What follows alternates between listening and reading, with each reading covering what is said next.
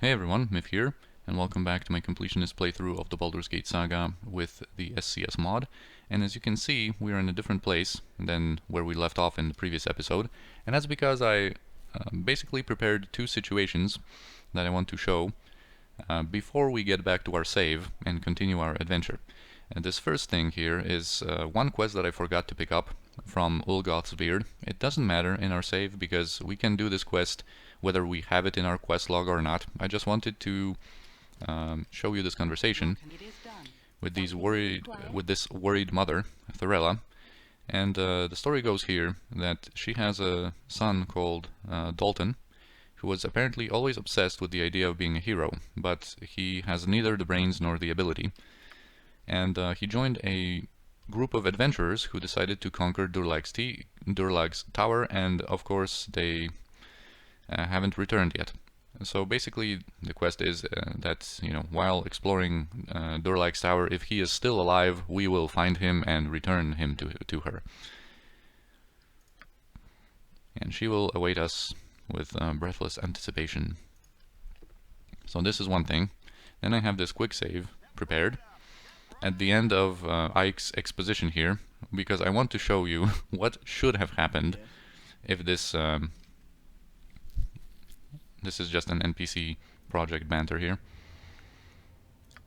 showcasing the fact that Coran likes to engage in romantic affairs with women and anger their husbands, apparently. Anyway, this is at the end of Ike's exposition here, before taking a break, so we've already seen that. And I just want to showcase what should have happened to this fellow. He triggers a trap, boom! That's what should have happened. And now there's a charred corpse of his, and you can talk with this guy, for example. Like, Francis was roasted like a stuck pig over the fire. Yeah, that's what should have happened, and for some reason it bugged out, of course, and didn't. Right, anyway, now we can load our save and start where we left off and continue our adventure properly. So there's a couple of more goodies and a couple more traps to disarm on this level, and a couple more ghasts to kill. The ghasts are, I think, somewhere in these passages. No ghasts spawned here, but there are going to be some in there. Yeah, and there's a trap right here, so I'm not going to engage them directly over where they are. Let's just wait for them to shamble out of that little room. Yes? Indeed.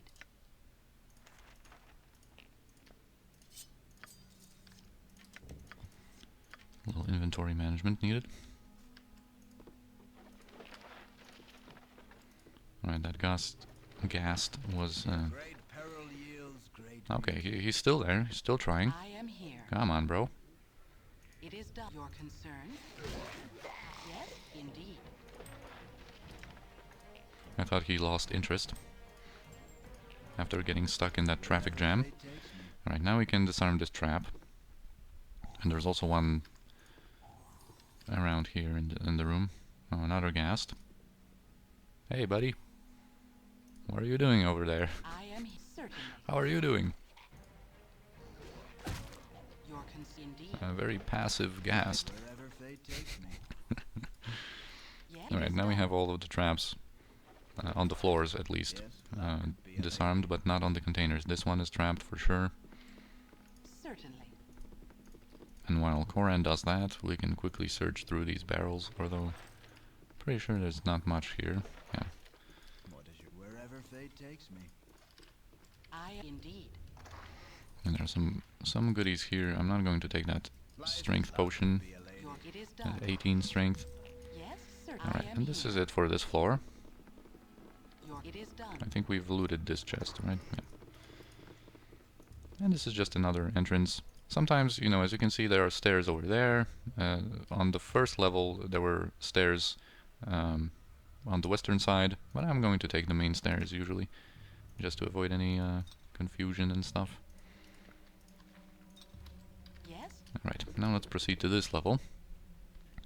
This layout might seem familiar to you if you've played Baldur's Gate 2, because this is what a certain mage's lair looks like in Baldur's Gate 2. Mage by the name of Mekrath. Anyway, there's a couple of things to do here. Your concern? First, let's take the easy stuff out of the way, I guess. Or let's have it out of the way. I'm just going to quickly pre-buff with just a little shield buff on Senashira. Jaheira is going to enter, and Yeslik is going to block the door, because this guy is going to want to backstab some vulnerable characters I am here. in the back if we allow him to do so. So here's Rigillo, and he's just a thief trying to, you know, plunder the riches of Durlag's tower here. And he's pretty mad because he doesn't want to share. And basically what can happen here is three things, essentially, with him.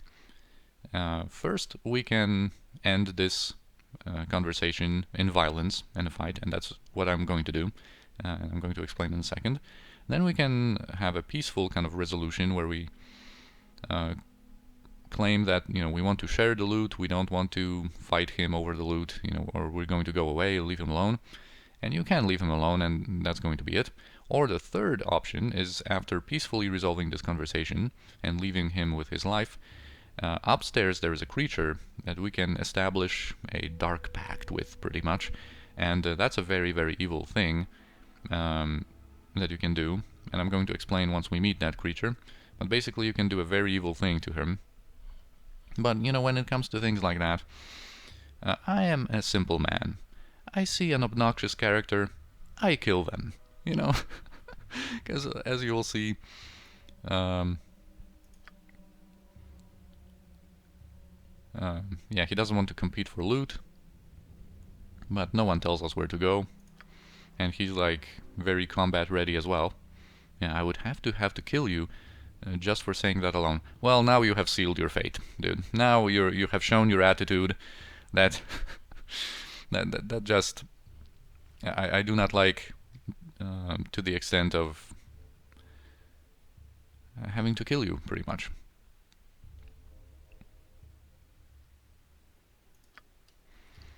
Alright, so Your concern? he's a thief of like level 8 or something, and he can go invisible and try to backstab. Okay, he didn't even manage to do that.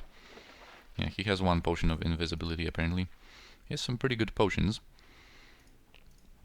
This potion he actually gives you as a reward, but more on that later.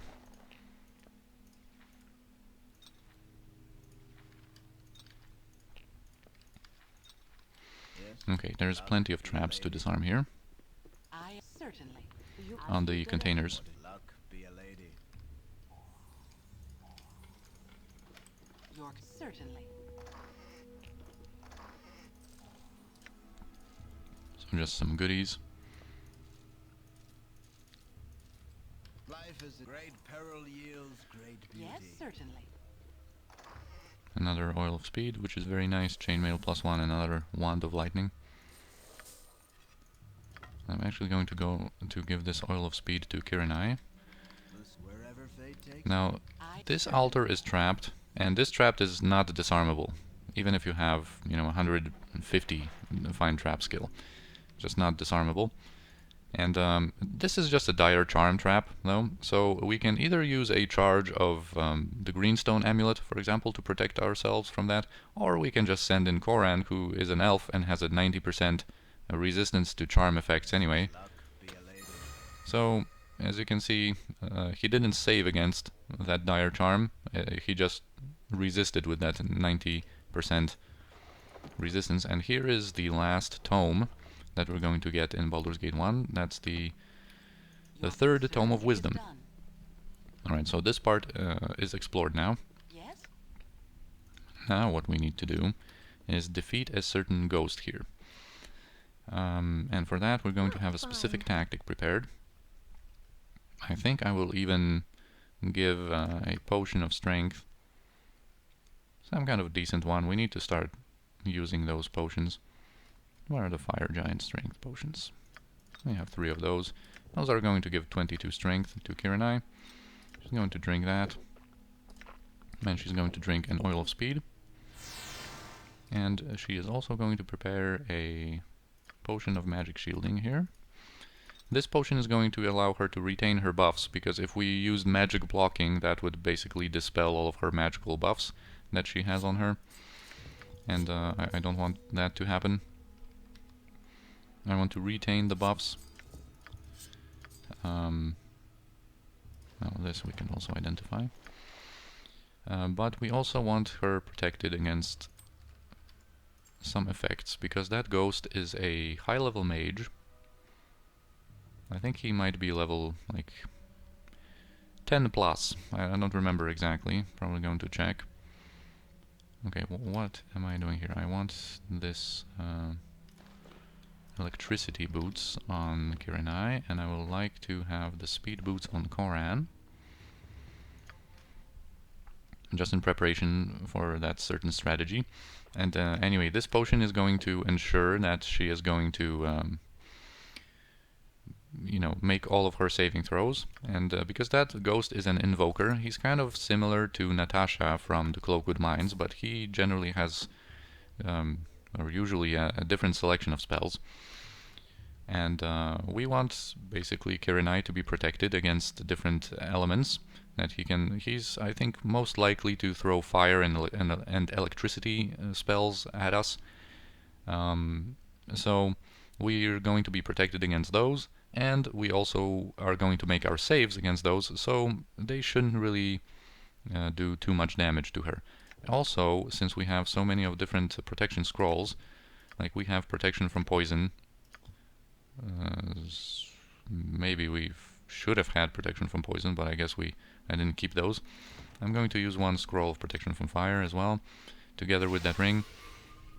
But she's not going to use it right now, because the mage is probably going to use remove magic, and we'll see how successful this remove magic is going to be.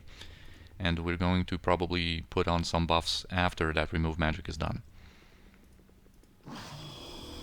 So here's a ghost of Daitel, apparently an old friend of Durlag's, and he's not going to really be able to recognize us. So we can, if we, this always ends up in a fight. If we say that, you know, we are not Durlag, he's going to attack us, being under the impression that we are intruders or invaders in the tower. And if we play along, and the good way, I guess, I like to use this conversation option, which kind of relieves him of his debt that he apparently feels like he has for Durlag, because I think he feels guilty for not being there in the tower where when the doppelganger assault took place. He didn't participate in the battle for some reason, and he feels guilt over that, and he feels like he's in Durlag's debt, I guess. But he's going to see through, like he's going to realize that we're not Durlag one way or the other, so it always ends up in a fight here. And the funny thing here is that he says that you are taller than I recall, and he was going to say that, you know, even if you play a dwarf yourself, or a gnome, or a halfling. Anyway, so here he's going to realize that we're not Durlag. Oh, and also what I wanted to do is give these normal throwing daggers to Kirinai as well. And she might actually equip them over here. Actually, not over there. We need that sword. So, wait for his pre-buffs. Yeah, he starts with improved invisibility, minor globe, stone skin, and he's actually going to cast protection from magical weapons, which is what it is. Basically does what it says on the tin here. That basically protects from any magical weapons. That's why in Baldur's Gate 2, especially when that is a common protection from mages, that's a level 6 spell. We're going to be carrying some normal unenchanted weapons that still go through that kind of protection, because this one only protects from magical weapons. First we have to dispel his invisibility though.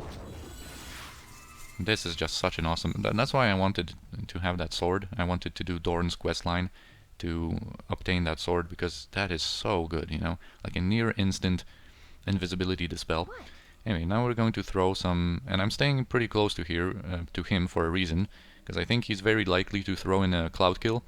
I don't want this cloud kill to, the center of the cloud kill to be here, but rather in this room, so then I can back away. Anyway, let's just throw a couple of normal knives. Fine. Into, okay, I am he indeed. Yes, such menial tasks. he's not acting thought he would. Alright, he goes with a shadow door here. So I could, like, I don't want to bring Jaheira over, or Amon with a scroll. He's going to reveal himself soon. Alright. Okay, remove magic on Kirinai. Let's see how effective that is. That was very effective. That dispelled both the haste and her strength potion, which is very unfortunate. But now, what we're going to use is, now after this remove magic is done, we're going to use our potion of magic shielding. So now all of our saves are going to be successful. Okay, and now we're going to use the fire protection. Okay, he renewed Stone Skin, and his protection from magical weapons. The protection from magical weapons spell is a very powerful one, but it only lasts for 4 rounds, so now it should be expired. I think it's expired even like a round or 2 ago, but I wanted to be sure and keep throwing normal knives. And now we can throw our boomerang dagger +2. Alright, he renews mirror images. I kind of wanted him to stay on this side so I could bring, you know, Koran with the Boots of Speed, kind of back and forth. Bring Koran in, fire like 2 arrows, and bring him, or escape with him from his vision. And then, you know, he casts a spell, bring Koran over again, fire like 2 arrows. But I don't want to show Koran to him to not incentivize him to go into our room where all of the other people are that are not protected. Alright, now here's an evocation spell coming.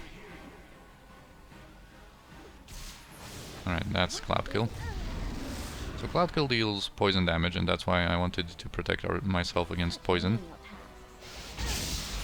Oh wow, I should have buffed with a shield amulet then, I guess. And I should have had that... Oil of Speed. I should have used another one to renew the effect. Okay, he's really intent on using Magic Missile. I think I might have said like Magic Arrow. That's kind of like a popular name, I guess, in some games. Magic Arrow is a spell in Heroes of Might and Magic. Okay, so he has a contingency with another Stone Skin, so that's his 3rd Stone Skin. How are we gonna get him? Okay, even though he's immune to poison, I think standing in the Cloud Kill made him fail his spell there. He basically has 100% immunity to all elements, although not to magic. Alright, and now we are able to interrupt him ourselves. And this fight didn't go as well as I planned because of that magic missile onslaught. And I didn't... The remove magic was very effective against Kirinai. I hoped that at least, you know, the speed buff maybe wouldn't be removed. And then I should have protected myself better. I protected myself against fire and, you know, electricity. And so we had 127 there. And, you know, the potion of magic shielding is such a great potion, that is, because it also lasts for 3 rounds, for 3 turns, I mean, instead of just, you know, like 5 or 6 rounds that the potion of magic blocking lasts. So, yeah, and it makes your saves, of course, successful automatically. It's just a sick potion. Very good one. What luck, be a lady. Yes, indeed.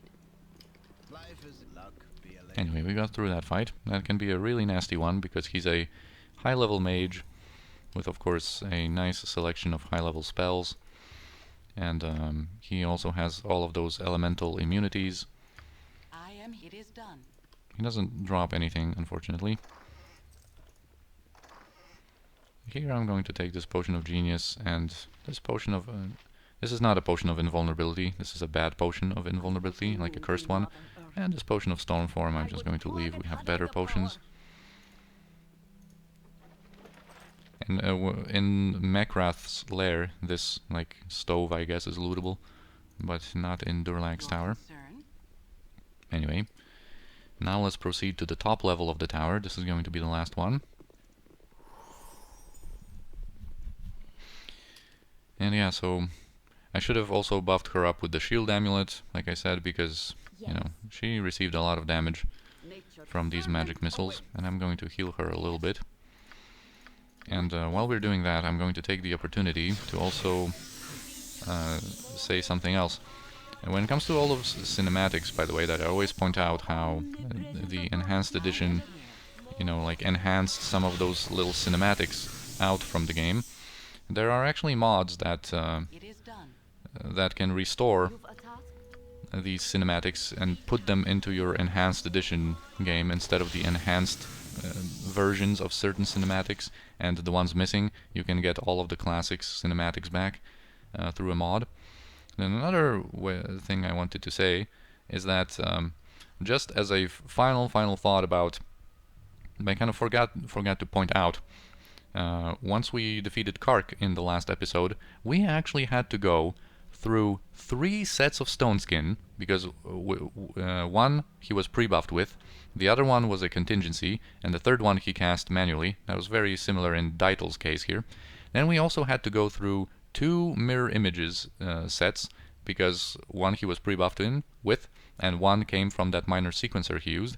And then we needed to dispel his invisibility 3 times, because he was pre-buffed with improved invisibility. He used Shadow Door once, and he also had that normal invisibility from the minor sequencer. So those are kind of pretty extensive protections that I just wanted to point out, and just you know, so we realize all that we had to go through to defeat him. Yes, certainly. What is your bidding? This creature is over here, Wherever the creature that we're going to talk to. It is There are done. some trapped containers here. Another cloak of protection +1. Life wherever fate takes me. I certainly. Yeah. Great peril yields. Let's just explore the level first, and then we're going to do the fight. Because there is going to be a fight. We are not going to consort with Peril yields. a demon. It is done. Some darts, I am here.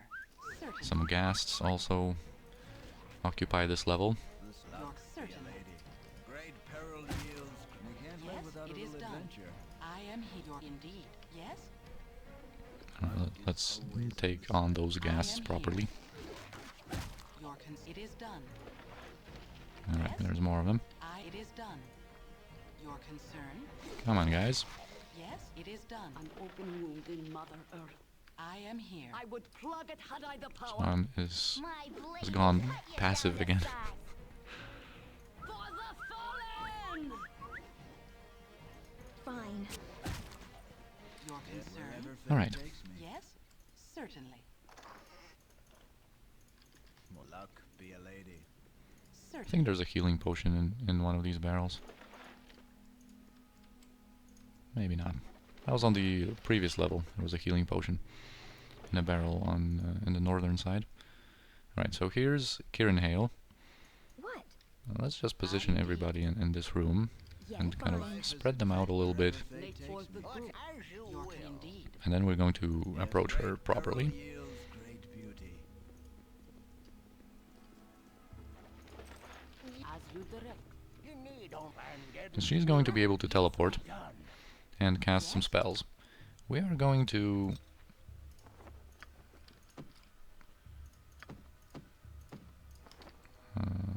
wait. This is just a halberd +1. Darts of stunning, darts of wounding. And we can stack there. And I am going to pre-buff with 1 set of the greenstone amulets.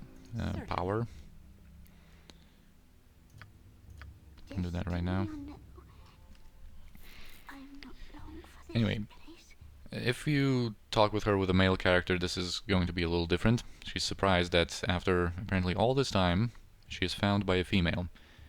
The story is that she is a succubus, and that Durlag stripped of her wings and trapped here through some kind of a spell, so that basically she has to remain on this level of the tower forever.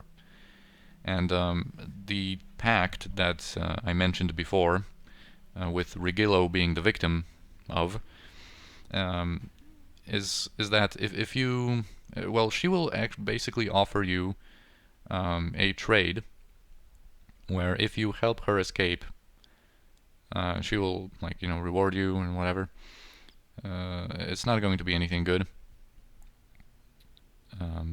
Yeah, she explains what happens here with her story. And actually, let's defeat her first. So you'll see a certain item that she would give us. Right, now we're protected against her charms because she's a succubus. That's why I protected myself. All right, so I am here. You're lucky. teleportation. Your concern? She actually did manage to charm Yeslik. Yes, it is done. What fine? What you want? Takes me. It is So done. let him just attempt to attack Senashira. I mean Jahira. With she has the blunt belt, so she has very good armor class against him. Your concern. Anyway, while this is going on, we're just going to have to wait it out. So here is a lock of her hair, from Kirinhale, and basically that is the item that. I'm gone. Yes, certainly. The deal she offers us is that she wants someone else to be stuck in the tower forever instead of her. So she gives us, if you accept her offer, she gives us that lock of hair, and you can give it to Regillo, so that, you know, he is stuck forever in the tower, and she can teleport out, and she can travel the planes again and whatnot. And so that's a very, very evil thing to do, both to set this succubus, the evil demon, free, and also to do this to Regillo, you know, no matter how obnoxious a person he is, you know, to curse him to that fate, to damn him to this fate of, you know, being stuck in this tower forever. That would be, like, pretty bad. And the thing is that, you know, when you give him that lock of hair, you lie to him that, you know, it's going to protect him from death in a certain situation, and he's going to believe you, and he's going to be grateful enough to give you that potion of, like that 23 strength potion that he had. So that is a pretty evil thing to do. Anyway, come on, Yeslik.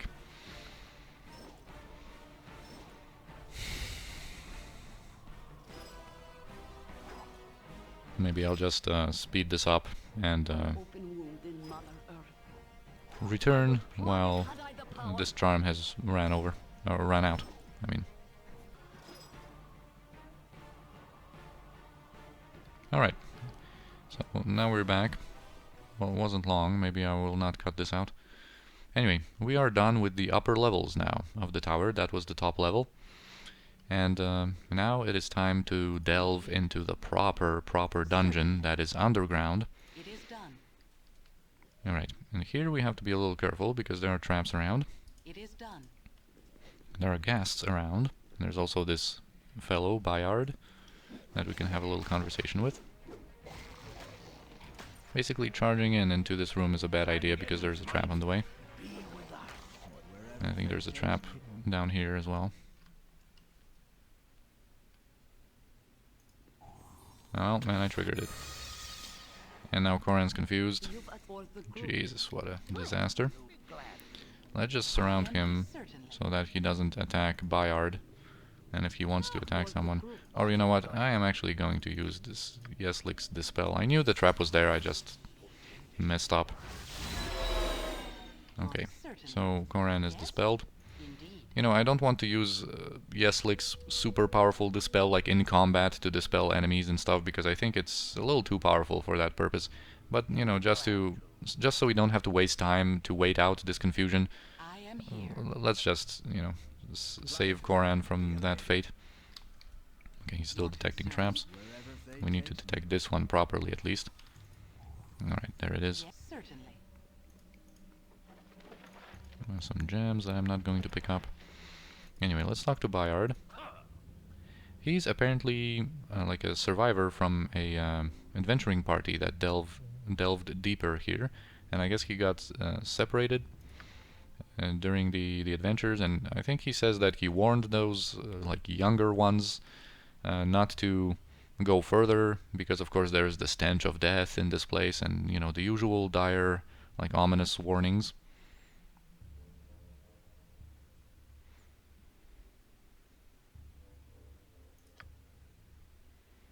And he's just he is injured. He got wounded, and he just wants to get out of here.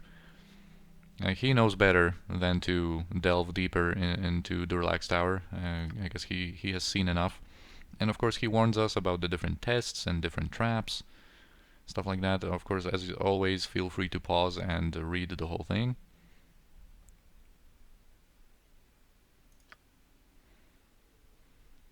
Yeah, that's the whole story about how he decided to leave and not babysit the other adventurers from his group.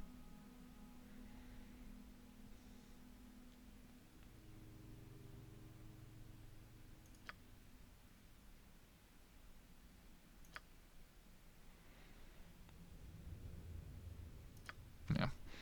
So just a general kind of description that this is not your usual dungeon. This is much worse. Another leather armor +1. There's a secret passage to the lower levels down there. You're certainly. And yeah, there are some ghasts here. I'm going to kind of pull Great peril yields. out of that It is passage.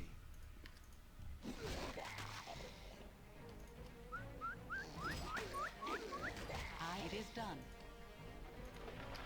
Okay, and we need Koran to Great beauty. detect some traps for us. I think there's only a trap down here, but let's be careful about this. See if my memory is right.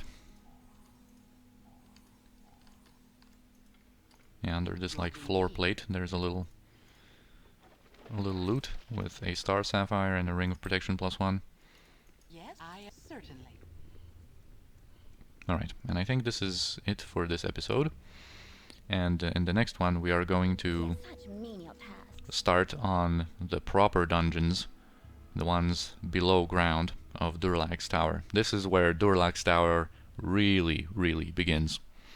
So, as always, I thank you for watching. I hope you enjoyed this one, and I'll see you next time.